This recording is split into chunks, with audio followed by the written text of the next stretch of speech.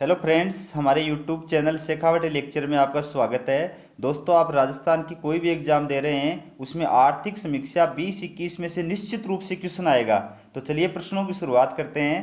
पहला प्रश्न है, राजस्थान की आर्थिक समीक्षा का प्रतिवर्ष प्रकाशन किसके द्वारा किया जाता है? इसका उत्तर है आर्थिक एवं सांख्यिकी निदेशालय। आर्थिक और सांख्यिकी निदेशालय जयपुर में स्थित है। इसके द्वारा राजस्थान की आर्थिक समीक्षा का प्रतिवर्ष प्रकाशन किया जाता है। अगला क्वेश्चन देखिए, आर्थिक एवं सांख्यिकी निदेशालय जयपुर की स्थापना कब हुई थी? उत्तर है 1956 में। अगला क्वेश्चन देखिए, केंद्रीय सांख्यिकी कार्यालय सेंट्रल स्टैटिस्टिक्स ऑफिस, ठीक है, CSO की स्थापना कब हुई थी? इसका उत्तर है 2 मई 1951 में। अगला क्वेश्चन देखिए, भारत में राष्ट्रीय आय की गणना सर्वप्रथम किसके द्वारा की गई थी? उत्तर है दादा भाई नेरोजी। राष्ट्रीय आय की गणना सर्वप्रथम भारत में दादा भाई नेरोजी के द्वारा की गई थी। अगला क्वेश्चन देखिए, सकल घरेलू उत्पादन यानी GDP शब्द का सर्वप्रथम प्रयोग किया था? उत्तर है अमेरिकी अर्थशास्त्री साइमन ने। अमेरिकी अर्थशास्त्री साइमन ने सर्वप्रथम GDP यानी सकल घरेलू उत्पादन शब्द का प्रयोग किया था। अब देखिए दोस्तों, बहुत इंपॉर्टेंट जानकारी बता रहा हूँ। GSDP, जो दोस्तों GSDP का पूरा नाम होता है ग्रोस स्टेट डोमेस्टिक प्रोडक्ट यानी सकल राज्य घरेलू उत्पाद, ठीक है। तो GSDP यानी सकल राज्य घरेलू उत्पाद को राज्य सीमा के भीतर एक निश्चित समयावधि, आमतौर पर 1 वर्ष में उत्पादित समस्त वस्तुओं एवं सेवाओं के मूल्य के रूप में परिभाषित किया जाता है। मतलब क्या हुआ इसका कि 1 वर्ष के अंदर किसी राज्य की सीमा के अंदर जो समस्त वस्तुओं और सेवाओं का उत्पादन किया जाता है उसका कुल जो मूल्य होता है उसका योग क्या होता है? GSDP यानी सकल राज्य घरेलू उत्पादन होता है। फिर आगे देखिए, यह राज्य की अर्थव्यवस्था एवं राज्य के सामाजिक आर्थिक विकास को मापने का महत्वपूर्ण सूचक होता है, ठीक है। GSDP का आंकलन राज्य की सीमाओं के अंदर होता है, मतलब बाहर से आयातित चीजों का GSDP में कोई हाथ नहीं होता है। GSDP यानी सकल घरेलू राज्य उत्पाद मुख्यतः 2 प्रकार का होता है। एक होता है नॉमिनल GSDP, एक होता है वास्तविक GSDP, ठीक है। तो देखिए, पहला, इसमें प्रचलित यानी बाजार कीमतों के आधार पर वस्तुओं और सेवाओं के मूल्य को मापा जाता है। ये सभी आंकड़ों का मौजूदा कीमतों पर योग होता है, ठीक है। फिर है वास्तविक GDP। वास्तविक GDP यहाँ पर GSDP आएगा, ठीक है ना। तो इसमें स्थिर कीमतों के आधार पर यानी किसी आधार वर्ष की कीमतों के आधार पर वस्तुओं और सेवाओं के मूल्य को मापा जाता है। रियल GDP में महंगाई के असर को भी समायोजित कर लिया जाता है। तो नॉमिनल GSDP में क्या होता है? प्रचलित यानी बाजार कीमतों के आधार पर वस्तुओं और सेवाओं को मापा जाता है, जबकि वास्तविक GSDP के अंदर क्या होता है? स्थिर कीमतों के आधार पर यानी किसी आधार वर्ष की कीमतों के आधार पर वस्तुओं और सेवाओं के मूल्य को मापा जाता है। अगला क्वेश्चन देखिए, सकल राज्य घरेलू उत्पाद। दोस्तों मिस प्रिंट हो गया, यहाँ पर आएगा सकल राज्य घरेलू उत्पाद यानी GSDP। तो GSDP की गणना निम्न में से किस आधार पर की जाती है? ऑप्शन सुनिए, प्रचलित कीमतों के आधार पर, स्थिर कीमतों के आधार पर, ए और ब दोनों आधारों पर, या इनमें से कोई नहीं। तो दोस्तों इसका सही उत्तर है स यानी ए और ब दोनों आधारों पर। मतलब GSDP की गणना प्रचलित कीमतों के आधार पर और स्थिर कीमतों के आधार पर, दोनों के आधार पर की जाती है। अगला क्वेश्चन देखिए दोस्तों, बहुत एग्जाम की दृष्टि से बहुत इंपॉर्टेंट क्वेश्चन है ये सारे। देखिए, प्रचलित कीमतों के आधार पर वर्ष 2020-21 में राजस्थान का सकल राज्य घरेलू उत्पाद, सकल राज्य घरेलू उत्पाद यानी GSDP है। ऑप्शन सुनिए, 9,57,912 करोड़ रुपए, 6,43,222 करोड़ रुपए, 10,51,512 करोड़ रुपए या 8,41,111 करोड़ रुपए। दोस्तों इसका सही उत्तर है 9,57,912 करोड़ रुपए। अच्छी तरह याद रखना, प्रचलित कीमतों के आधार पर राजस्थान का GSDP 2020-21 में 9,57,912 करोड़ रुपए है। अगला क्वेश्चन देखिए, स्थिर कीमतों यानी 2011-12 के आधार पर वर्ष 2020-21 में राजस्थान का सकल राज्य घरेलू उत्पाद, दोस्तों लिखने में मिसप्रिंट हो गया, सकल राज्य घरेलू उत्पाद यानी GSDP है। ऑप्शन है 9,57,912 करोड़ रुपए, 6,43,222 करोड़ रुपए, 10,51,512 करोड़ रुपए या 8,41,111 करोड़ रुपए। दोस्तों इसका सही उत्तर है 6,43,222 करोड़ रुपए। अच्छी तरह याद रखना, स्थिर कीमतों यानी 2011-12 के आधार पर वर्ष 2020-21 में राजस्थान का जीडीपी 6,43,222 करोड़ रुपए है। अगला क्वेश्चन भी शानदार है दोस्तों, देखिए प्रचलित या बाजार कीमतों के आधार पर वर्ष 2019-20 की तुलना में 2020-21 में सकल राज्य घरेलू उत्पाद जीएसडीपी में कितने प्रतिशत की कमी आई है। यानी पिछले वर्ष की तुलना में इस वर्ष 2020-21 में कितने प्रतिशत की कमी आई है। ऑप्शन है 6.41%, 5.67%, 4.11% या 3.56%। दोस्तों इसका सही उत्तर है 4.11%। याद रखना चित्र है प्रचलित कीमतों यानी बाजार कीमतों के आधार पर वर्ष 2019-20 की तुलना में 2020-21 में सकल राज्य घरेलू उत्पाद में 4.11% की कमी आई है। अगला क्वेश्चन देखिए, स्थिर कीमतों यानी 2011-12 के आधार पर वर्ष 2019-20 की तुलना में 2020-21 में सकल राज्य घरेलू उत्पाद, दोस्तों लिखने में मिसप्रिंट हो गया, सकल राज्य घरेलू उत्पाद जीएसडीपी में कितने प्रतिशत की कमी आई है। ऑप्शन है 6.61%, 5.67%, 4.11% या 3.56%। इसका सही उत्तर है 6.61%। दोस्तों बहुत इंपॉर्टेंट क्वेश्चन है, आप देख लेना पिछले पेपरों को उठा करके इस प्रकार के प्रश्न निश्चित रूप से आए हुए हैं। तो स्थिर कीमतों यानी 2011-12 के आधार पर वर्ष 2019-20 की तुलना में 2020-21 में जीएसडीपी में 6.61% की कमी आई है। अब देखिए दोस्तों, इनको पूरी डिटेल के अंदर मैंने लिख दिया है ताकि आप आराम से वीडियो को स्थिर करके और स्क्रीन को स्थिर करके आराम से इनको रट सकते हैं अच्छी तरह से, क्योंकि ये रटना पड़ेगा दोस्तों, रट्टे वगैरह ये याद नहीं होंगे। तो देखिए प्रचलित कीमतों यानी बाजार कीमतों के आधार पर वर्ष 2020-21 में राजस्थान का सकल राज्य घरेलू उत्पाद यानी जीएसडीपी 9,57,912 करोड़ रुपए है। इस प्रकार वर्ष 2019-20 की तुलना में 2020-21 में सकल राज्य घरेलू उत्पाद में 4.11% की कमी आई है। फिर स्थिर कीमतों यानी 2011-12 के आधार पर राजस्थान का सकल राज्य घरेलू उत्पाद, लिखने में मिसप्रिंट हो गया, सकल राज्य घरेलू उत्पाद यानी जीएसडीपी 2020-21 में 6,43,222 करोड़ रुपए रहा है। अच्छी तरह याद रखना। इस प्रकार इसमें वर्ष 2019-20 की तुलना में 2020-21 में 6.11% की कमी आई है।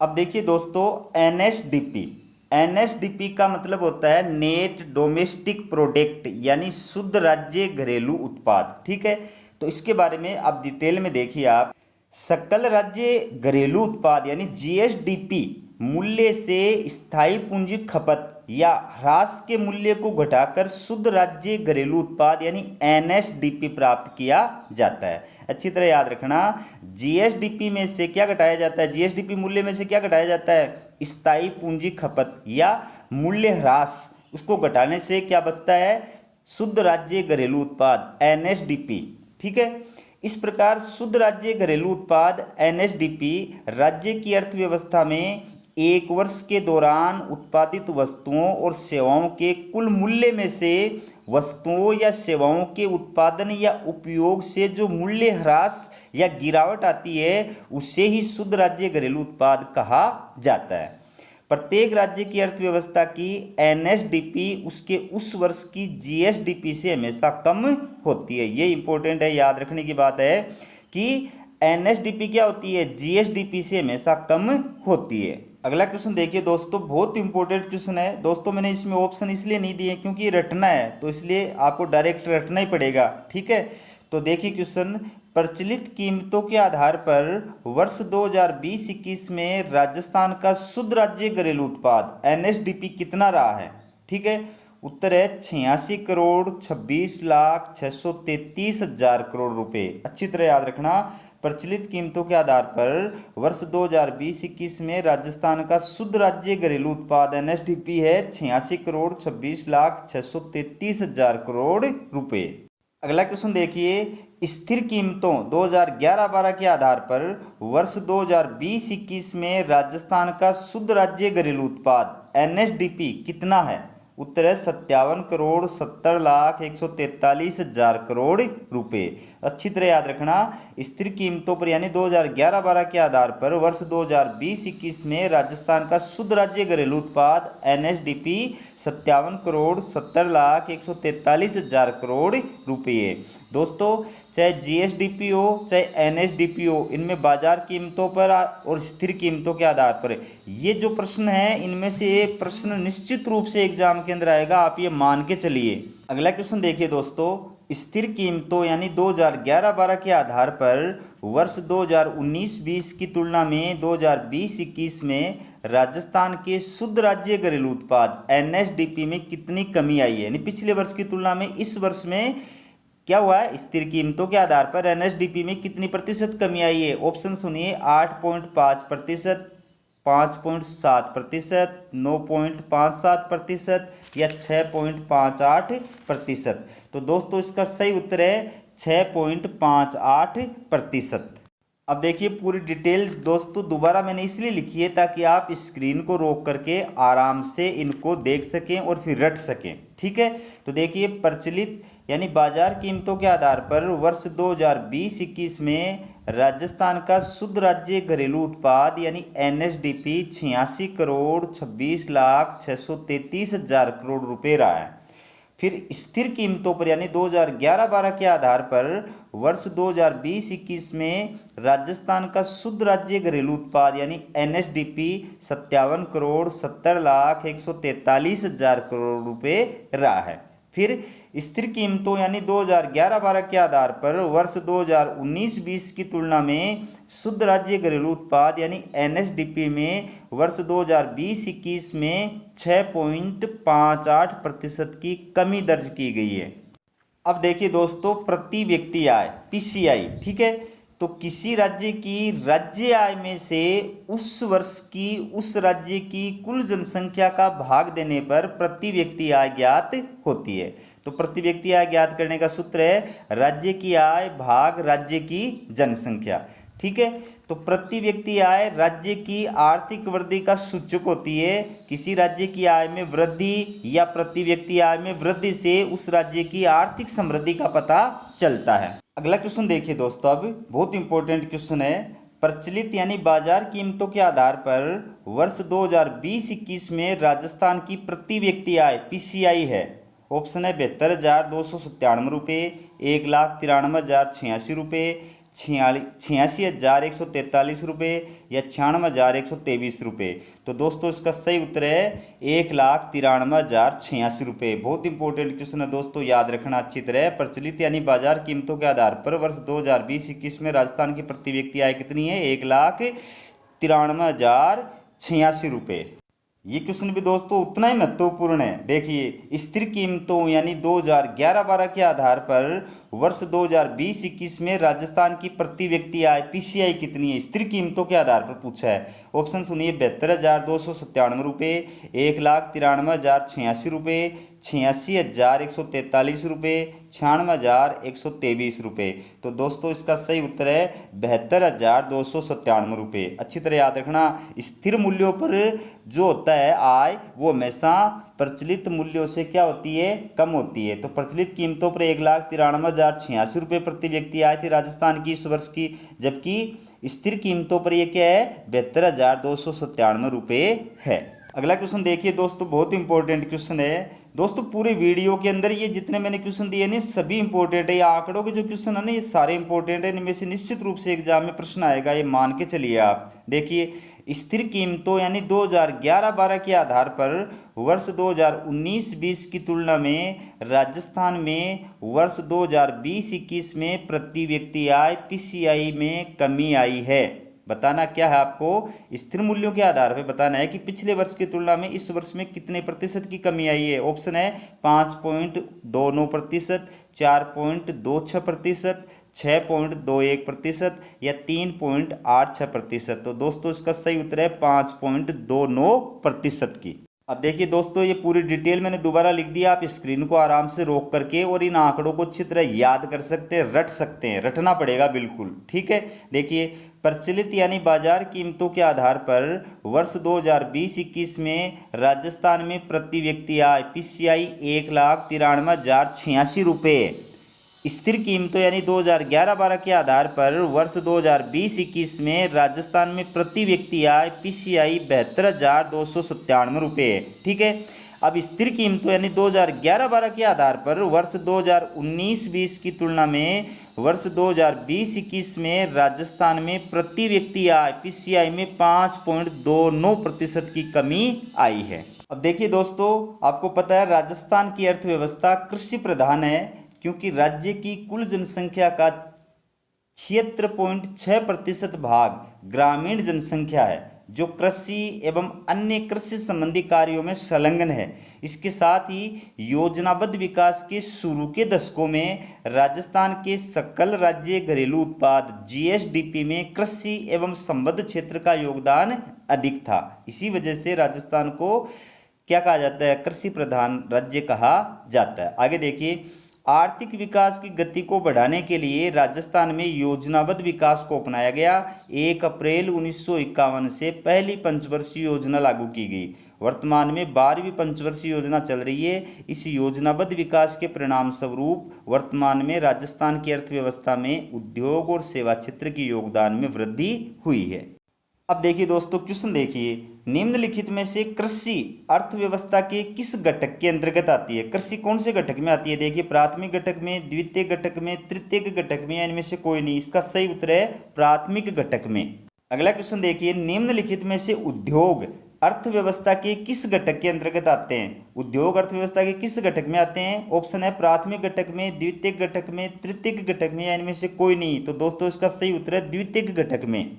अगला क्वेश्चन देखिए दोस्तों, निम्नलिखित में से होटल एवं रेस्टोरेंट अर्थव्यवस्था के किस घटक के अंतर्गत आते हैं? ठीक है, अर्थव्यवस्था के 3 घटक दिए होते हैं, प्राथमिक घटक, द्वितीय घटक, तृतीय घटक। तो इनमें से किस घटक के अंदर होटल और रेस्टोरेंट आते हैं? तो इसका सही उत्तर है तृतीय घटक के अंतर्गत।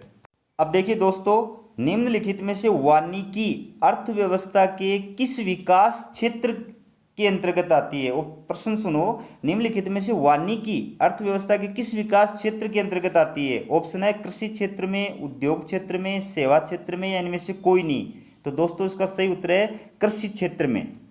अगला प्रश्न देखिए, निम्नलिखित में से उद्योग क्षेत्र के अंतर्गत किसको शामिल नहीं किया जाता है? उद्योग क्षेत्र में किसको शामिल नहीं किया जाता है? ऑप्शन है निर्माण, पंजीकृत निर्माण, अपंजीकृत निर्माण, या स्थावर संपदा।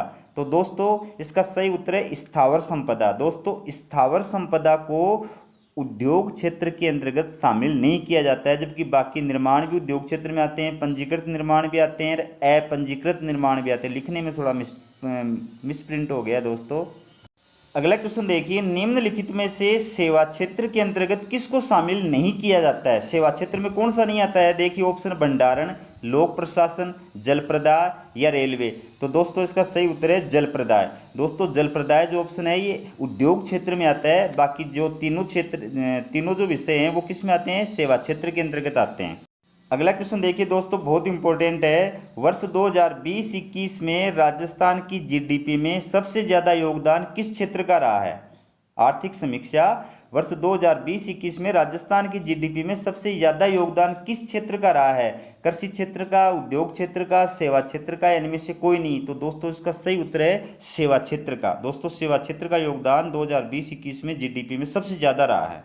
अब देखिए दोस्तों, बहुत इंपॉर्टेंट क्वेश्चन है। प्रचलित कीमतों पर वर्ष 2020-21 में राजस्थान के सकल राज्य घरेलू उत्पाद जीएसडीपी में सेवा क्षेत्र का योगदान कितना प्रतिशत रहा है? प्रचलित कीमतों पर जीएसडीपी में सेवा क्षेत्र का योगदान इस वर्ष कितना रहा है? ऑप्शन है 45.43, 29.77, 24.80 और 42.40%। तो इसका सही उत्तर है दोस्तों 45.43%। अब देखिए दोस्तों, प्रचलित कीमतों पर वर्ष 2020-21 में राजस्थान के सकल राज्य घरेलू उत्पाद जीएसडीपी में कृषि क्षेत्र का योगदान कितना प्रतिशत रहा है?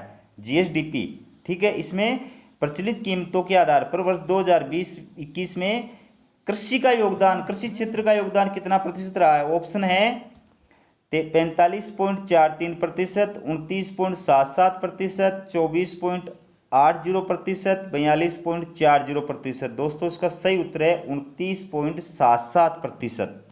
अगला क्वेश्चन देखिए, स्थिर कीमतों यानी 2011-12 के आधार पर वर्ष 2020-21 में राजस्थान के सकल राज्य घरेलू उत्पाद, दोस्तों लिखने में मिसप्रिंट हो गया, सब जगह ये ऐसा ही लिखा हुआ आएगा, तो इसको आप सकल राज्य घरेलू उत्पाद पढ़े, क्योंकि इंग्लिश में मैंने सही लिख रखा है जीएसडीपी, ठीक है।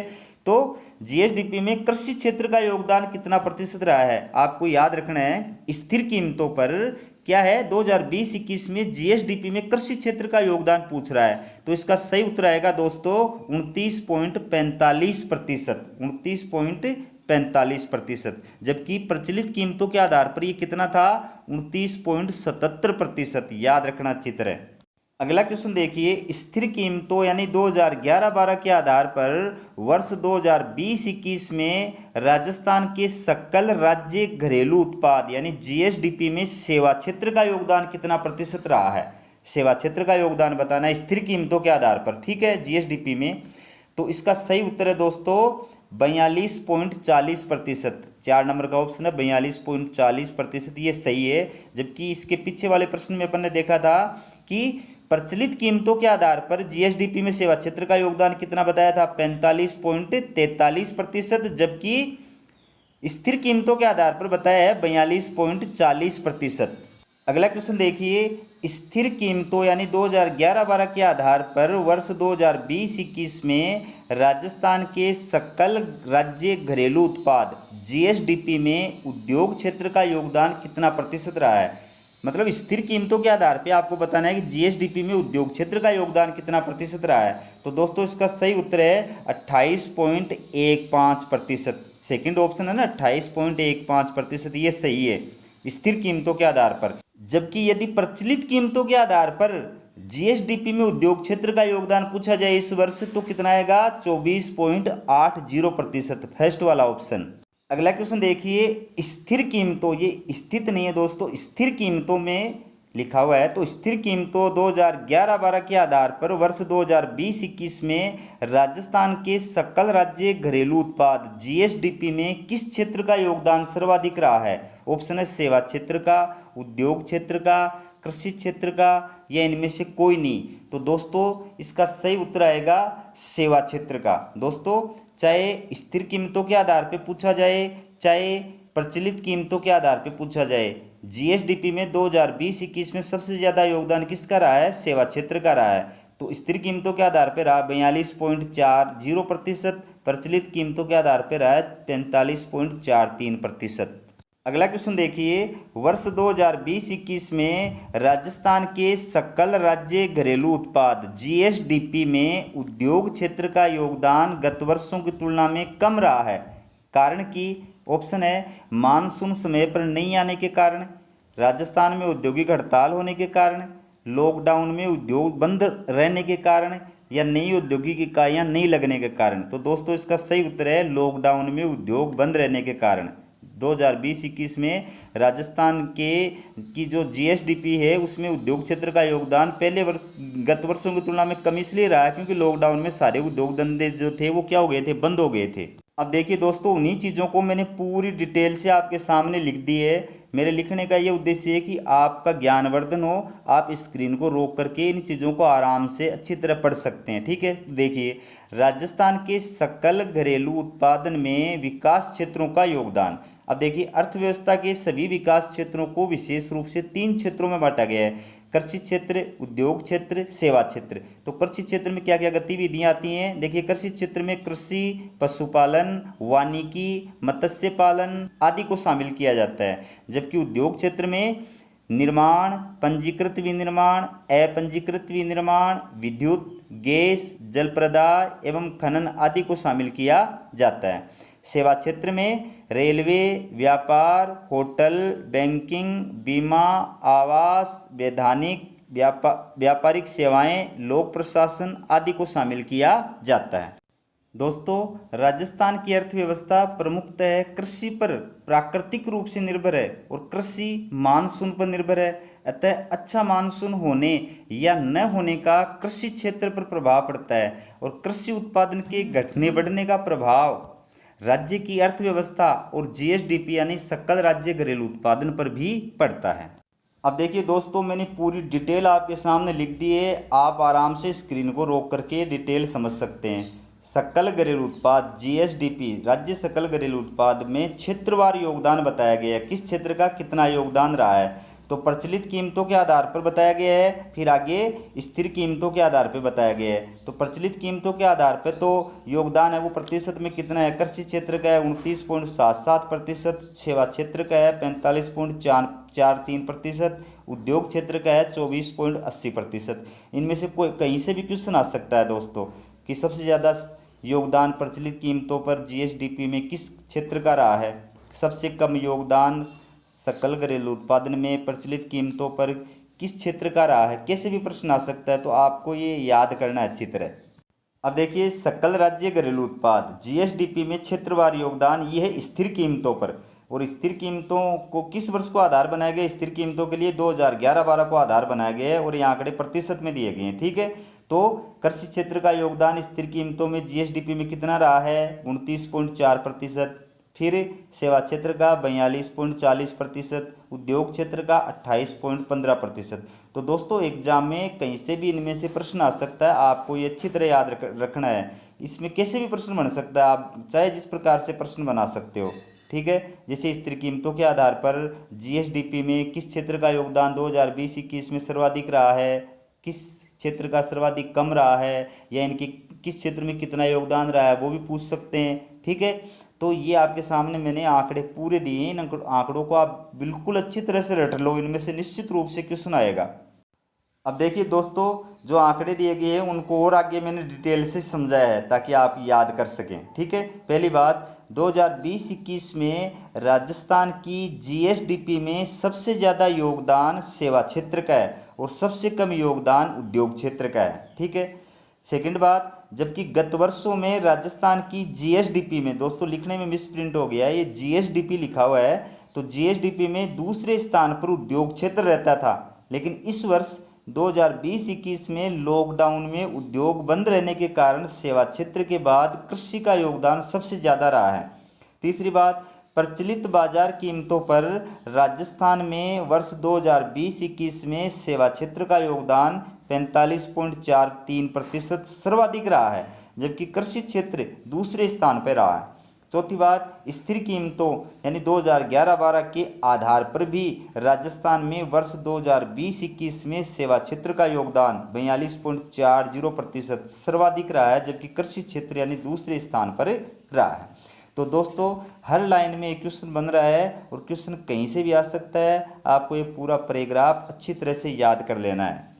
अगला प्रश्न देखिए, राजस्थान आर्थिक समीक्षा 2020-21 में कृषि उत्पादन सूचकांक का आधार वर्ष माना गया है। कृषि उत्पादन सूचकांक का आधार वर्ष किसको माना गया है, 2007-8, 2011-12, 2001 या 1999-2000। दोस्तों इसका सही उत्तर है फर्स्ट 2007-8 को। अगला क्वेश्चन देखिए, राजस्थान आर्थिक समीक्षा 2020-21 में औद्योगिक उत्पादन सूचकांक का आधार वर्ष माना गया है। औद्योगिक उत्पादन सूचकांक का आधार वर्ष किसको माना गया है, ऑप्शन सुनिए, 2007-8, 2011-12, 2001, 1999-2000। तो दोस्तों इसका सही उत्तर है सेकंड यानी 2011-12। 2011-12 के वर्ष को क्या माना गया है, औद्योगिक उत्पादन सूचकांक का आधार वर्ष माना गया है। अगला क्वेश्चन देखिए, राजस्थान आर्थिक समीक्षा 2020-21 में स्थिर कीमतों का आधार वर्ष माना गया है। स्थिर कीमतों का ऑप्शन है 2007-8, 2011-12, 2001, 1999-2000। तो दोस्तों इसका सही उत्तर है सेकंड यानी 2011-12 को। अगला क्वेश्चन देखिए, राजस्थान आर्थिक समीक्षा 2020-21 में औद्योगिक श्रमिकों के लिए उपभोक्ता मूल्य सूचकांक का आधार वर्ष माना गया है। उपभोक्ता मूल्य सूचकांक का आधार वर्ष 2007-8, 2011-12, 2001, 1999-2000। दोस्तों इसका सही उत्तर है 2001। अगला क्वेश्चन देखिए, राजस्थान आर्थिक समीक्षा 2020-21 में थोक मूल्य सूचकांक का आधार वर्ष माना गया है। थोक मूल्य सूचकांक का आधार वर्ष ऑप्शन है 2007-8, 2011-12, 2001, 1999-2000। तो दोस्तों इसका सही उत्तर है फोर्थ 2007। 1999 2000। अगला क्वेश्चन देखिए दोस्तों, राजस्थान में निम्न में से औद्योगिक श्रमिकों के लिए उपभोक्ता मूल्य सूचकांक का केंद्र नहीं है। अच्छी तरह याद रखना, औद्योगिक श्रमिकों के लिए उपभोक्ता मूल्य सूचकांक का केंद्र कौन सा जिला नहीं है? जयपुर केंद्र, अजमेर केंद्र, भीलवाड़ा केंद्र, बीकानेर केंद्र। दोस्तों इसका सही उत्तर है बीकानेर केंद्र। दोस्तों आपके याद करने के लिए मैंने डिटेल दोबारा से लिखी है, आप स्क्रीन रोक करके अच्छी तरह इनको रट सकते हैं। देखिए, राजस्थान की आर्थिक समीक्षा 2020-21 में कृषि उत्पादन सूचकांक का आधार वर्ष 2007-08 को माना गया है तथा स्थिर कीमतों का आधार वर्ष 2011-12 को मानकर गणना की गई है। फिर राजस्थान में औद्योगिक श्रमिकों के लिए उपभोक्ता मूल्य सूचकांक के 3 केंद्र हैं। कौन कौन से हैं? जयपुर केंद्र, अजमेर केंद्र और भीलवाड़ा केंद्र। अब देखिए दोस्तों, मार्च 2020 तक राजस्थान के सड़कों से जुड़े ग्रामों की संख्या है। यह आर्थिक समीक्षा 2020-21 का क्वेश्चन है, तो इसका उत्तर आएगा 37,575। अब देखिए, आर्थिक समीक्षा 2020-21 का प्रश्न है, मार्च 2020 तक राजस्थान के सड़कों से जुड़े ग्रामों का प्रतिशत है। राजस्थान के सड़कों से जुड़े ग्रामों का प्रतिशत है 86.98%। आर्थिक समीक्षा 2020-21 का अगला प्रश्न देखिए, मार्च 2020 तक राजस्थान में सड़कों की लंबाई है। राजस्थान में सड़कों की लंबाई है, इसका उत्तर है 2,69,028.16 किलोमीटर।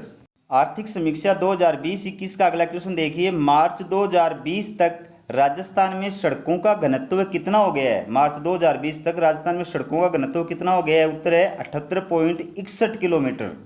आर्थिक समीक्षा 2020-21 का अगला क्वेश्चन है, मार्च 2020 तक राजस्थान में विद्युत की उपलब्धता बढ़कर कितने करोड़ यूनिट हो गई है? मार्च 2020 तक बिजली की उत्पादकता बढ़कर कितने करोड़ यूनिट हो गई है? उत्तर है 8,069 करोड़ यूनिट।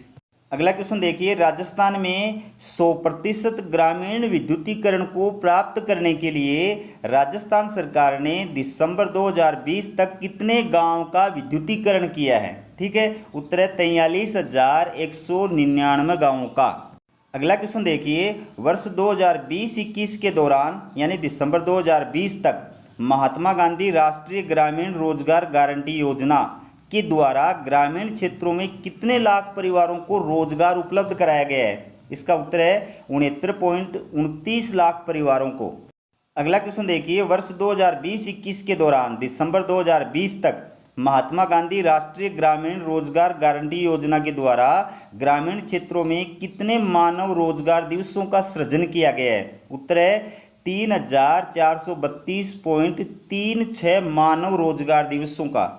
अगला क्वेश्चन देखिए, आर्थिक समीक्षा 2020-21, तो वर्ष 2020-21 में राजस्थान में कुल कितने लाख मीट्रिक टन खाद्यान्न उत्पादन हुआ है? उत्तर है 271.33 लाख मीट्रिक टन। अगला क्वेश्चन देखिए, वर्ष 2020-21 में राजस्थान में थोक मूल्य सूचकांक आधार वर्ष 1999-2000 कितने प्रतिशत रहा है? उत्तर है 5.76%। थोक मूल्य सूचकांक कितने प्रतिशत है? 5.76%। अगला क्वेश्चन देखिए, राजस्थान की अधिष्ठापित ऊर्जा क्षमता दिसंबर 2020 तक कितने मेगावाट हो गई है? उत्तर है 21,836 मेगावाट। बहुत इंपॉर्टेंट है दोस्तों, याद रखना अच्छी तरह। अगला क्वेश्चन देखिए, आर्थिक समीक्षा 2020-21 के अनुसार राजस्थान की अधिष्ठापित ऊर्जा क्षमता 2020-21 में कितने मेगावाट है? उत्तर है 21,836 मेगावाट। अगला क्वेश्चन देखिए, राजस्थान की अर्थव्यवस्था के प्रमुख क्षेत्रों कृषि, उद्योग एवं जनसाधारण के जीवन की गुणवत्ता से संबंधित सर्वाधिक निर्णायक मुद्दा कौन सा है जो आर्थिक क्रियाओं के स्तर को प्रभावित करता है? ऑप्शन है जल का अभाव, पूंजी की कमी, व्यापक निरक्षरता, ऊर्जा की कमी। दोस्तों इसका सही उत्तर है ऊर्जा की कमी। और आज का लास्ट क्वेश्चन है, शुद्ध राज्य घरेलू उत्पाद NSDP 2004-05 की कीमतों के आधार पर राजस्थान की किस पंचवर्षीय योजना में अभी तक सर्वाधिक वृद्धि दर प्राप्त की गई है? ऑप्शन है 7वीं, 10वीं, 11वीं या 6ठी। दोस्तों इसका सही उत्तर है 7वीं। दोस्तों, आर्थिक समीक्षा 2020-21 का मेरा ये वीडियो आपको कैसा लगा कमेंट करके ज़रूर बताएं। वीडियो पसंद आए तो ज़्यादा से ज़्यादा शेयर करें। चैनल को सब्सक्राइब नहीं किया तो चैनल को सब्सक्राइब करें। दोस्तों, मैं अपने एक्सपीरियंस के आधार पे और जितने एग्ज़ाम मैंने फाइट किए हैं उनका डिटेल मैंने डिस्क्रिप्शन में दिया हुआ है। उस आधार पर मैं बता रहा हूँ आपको कि आर्थिक समीक्षा के अंदर से निश्चित रूप से 1-2 प्रश्न एग्ज़ाम के अंदर पूछे जाते हैं और पूछे जाएंगे।